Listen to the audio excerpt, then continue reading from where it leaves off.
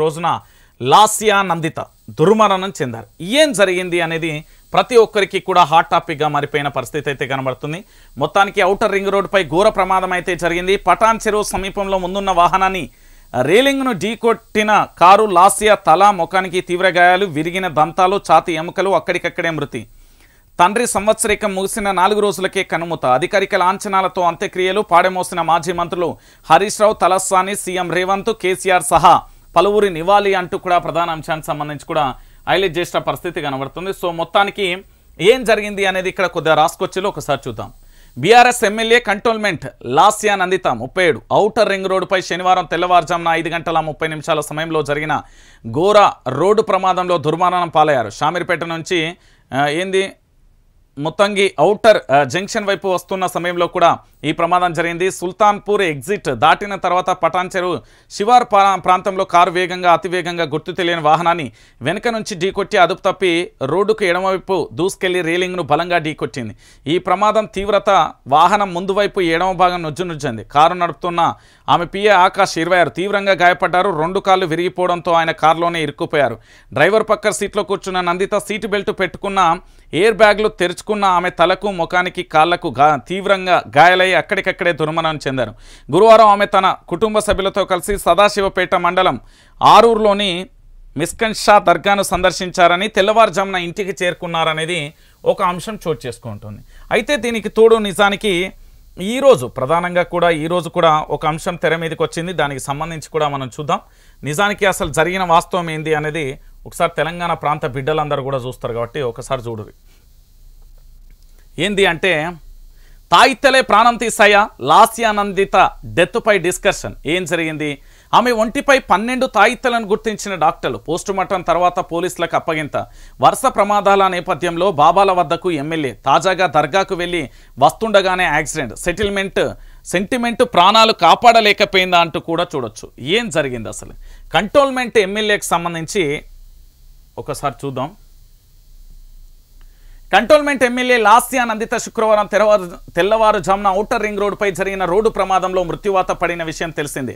ఇక ఎమ్మెల్యేగా ఎన్నికైనప్పటి నుంచి లాస్యా నందితను మృత్యు వేటాడుతుంది. ఎమ్మెల్యేగా గెలిచిన కొద్ది రోజులకే ఆమె అనారోగ్యానికి గురై కొద్ది రోజుల పాటు ఆసుపత్రిలో చికిత్స తీసుకున్నారు. ఆ తర్వాత ఓ హాస్పిటల్ వార్షికోత్సవంలో పాల్గొన్న 3.5 గంటల పాటు లిఫ్ట్లో చిక్కుకున్నారు. ఈ నెల 13న నల్గొండ జిల్లాలో జరిగిన బీఆర్ఎస్ బహిరంగ సభకు వెళ్లి వస్తుండగా కారు ప్రమాదానికి గురైంది. ఈ ఘటన మరొక ముందుకే తాజాగా జరిగిన రోడ్డు ప్రమాదంలో ఆమె మృత్యువు చేతికి చిక్కారు. వరుస ప్రమాదాల నేపథ్యంలో ఆమె బాబాలు దర్గాల వద్దకు వెళ్ళినట్టుగా తెలుస్తుంది. ఈ క్రమంలో చివరకు బాబా వద్దకు తాయిత్తు కోసం వెళ్ళి వస్తూ ప్రాణాలు కోల్పోయారనే చర్చ తెర మీదకి వస్తుంది.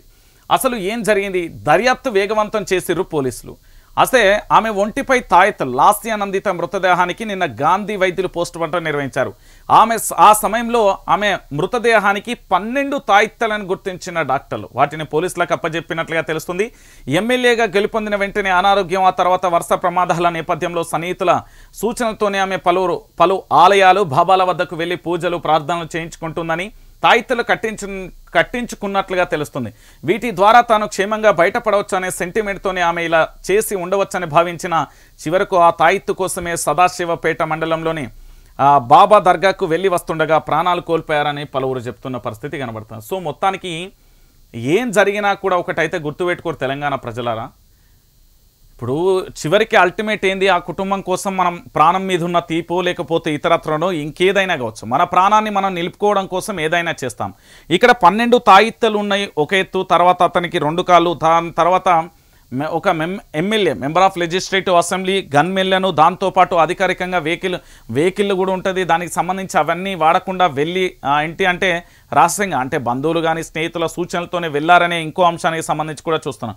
సో మొత్తానికి వాళ్ళ సాయన్న చనిపోయిన మొన్ననే సంవత్సరికం అయిపోయింది. అప్పటికే తాను కూడా మరణించడం చాలా బాధాకరమైన విషయం. మొత్తానికి దీనికి సంబంధించి కూడా పోలీసులు కూడా దీని మీద దర్యాప్తు. మరోవైపు లాస్యా నందిత కారు యాక్సిడెంట్ కేసులో పోలీసులు దర్యాప్తు కూడా ముమ్మరం చేశారు. ప్రమాదానికి డ్రైవర్ ఆకాష్ నిద్రమత్తే కారణం అని సంగారెడ్డి ఎస్పీ రూపేష్ ఇప్పటికే తెలిపారు. కార్ డ్రైవర్పై కేసు నమోదు చేసిన పోలీసులు దర్యాప్తు చేపట్టారు.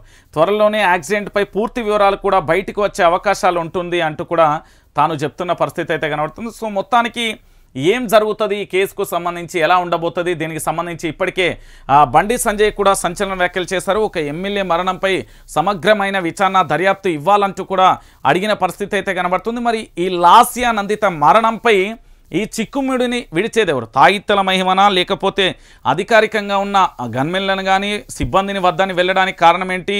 లేకపోతే ఇంట్లో వేరే కార్లు ఉన్నప్పుడు, అంటే మనకు ఏదైతే ప్రమాదం జరిగినప్పుడు రక్షించే పెద్ద కార్లు ఉన్నప్పటికీ కూడా దీంట్లో వెళ్ళడానికి కారణం ఏంటి?